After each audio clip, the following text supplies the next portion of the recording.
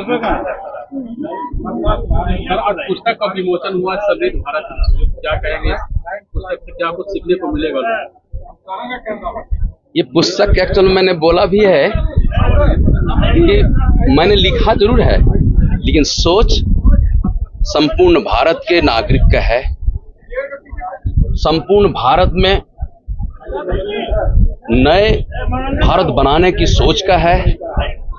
प्रत्येक भारत के मीडिया का है, प्रत्येक भारत के ब्यूरोक्रेट्स, प्रत्येक भारत के राजनेता और प्रत्येक भारत के सबसे शक्तिशाली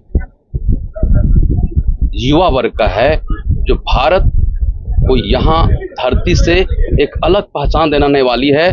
फिर से एक बार फिर स्वर्ण भारत बनने वाला है, और इस स्वर्ण भारत में हम युवाओं का, मीडिया का, न्यायतंत्र का, ब्यूरोक्रेट्स का, साथ साथ पूरे नागरिक का साथ एक बार फिर से होने वाला है। सरदार जैसे बोले कि अभी तक भारत जो है सोने की चिड़िया कहलाती थी, अब सोने का शेर कहलाएगा।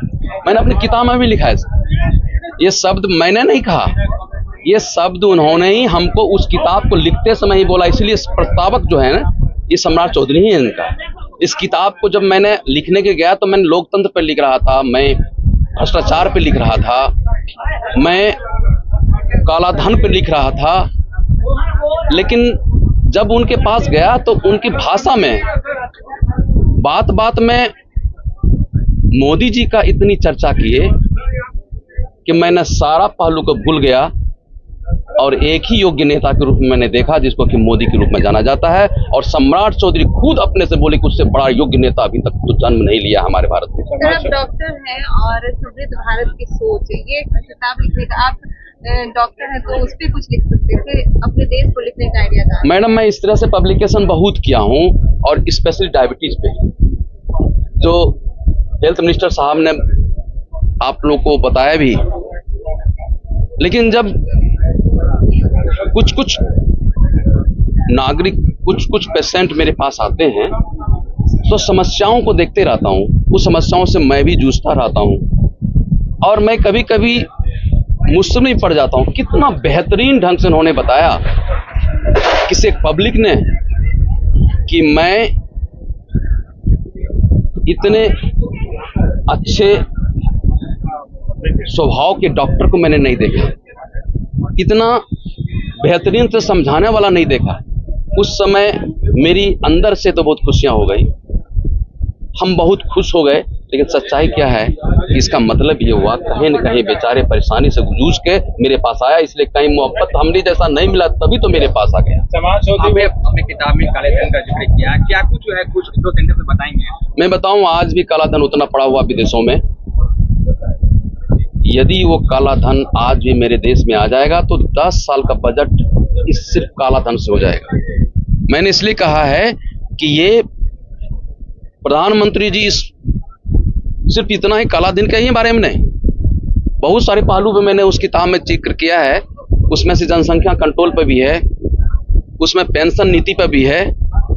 जिस दिन इस सारी चीजों पर हमारे प्रधानमंत्री जी हम नागरिकों का साथ देते देते अंत कर देंगे कि नहीं, अब पेंशन नीति फिर से लागू होगा, अब जनसंख्या कंट्रोल नीति हमारे नेशनल लेवल पे होगा, उसी दिन ये समस्या खत्म हो जाएगी। सर, एक लोगों के बीच सवाल उठेगा, मन में कहीं कहीं शंका रहेगी।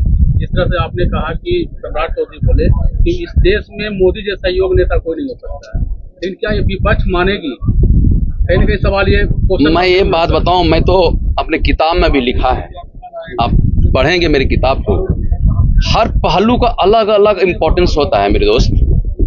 उसमें से एक पहलू मैंने लिखा है, बिहार में समाज को संगठित करने के लिए लालू यादव ने ही पहल किया है। पहले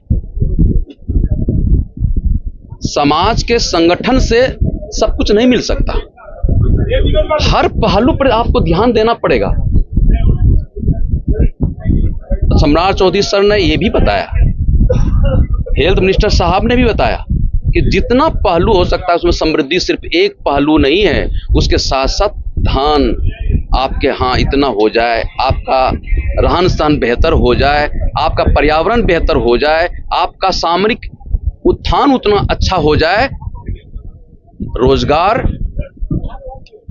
बेरोजगारी जो इतनी है वो रोजगार में चेंज हो जाए, अपने आप सब ठीक हो जाएगा। डॉक्टर साहब एक बात, समृद्ध भारत आपका किताब है, ऐसा मतलब क्या वो सब कुल मिलाकर पूरा किताब में क्या वो सब फोकस है जिससे कि रियल में भारत समृद्धि की ओर बढ़े हर क्षेत्र? मैंने उसमें दिया है पीएम योजना, पीएम मिशन।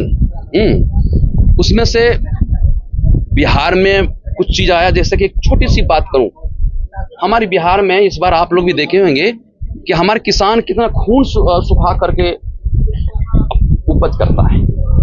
हमको लगता है कि हर लोग खेत छोड़ दिया, ये छोड़ते जाएगा, उपज खत्म होते जाएगा।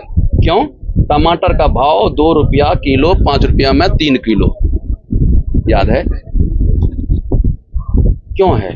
उसके लिए सम्राट चौधरी सर ने बाजार को मजबूत करके उसको फूड प्रोसेसिंग में चेंज करने की कोशिश करने की बात कहे हैं। उन्होंने हमें बताया, मैं जब किताब लिख रहा था तो उसमें उन्होंने बताया कि आलू हो, ईख हो, गन्ना हो जिसको कहते हैं, मखाना हो, आम हो, केला हो, इस सारी मिर्च हो, इस सारी चीजें हमारे बिहार में मैक्सिमम होता है। और हर किसान सिर्फ उपज करता है, उनकी बिक्री जब होती है तो उस समय अपने खून को समझे जला करके राख कर देता है, क्योंकि वो बिकता तक नहीं है, फेंक दिया जाता है, वो भी उसी जगह जहां से उपज हुआ।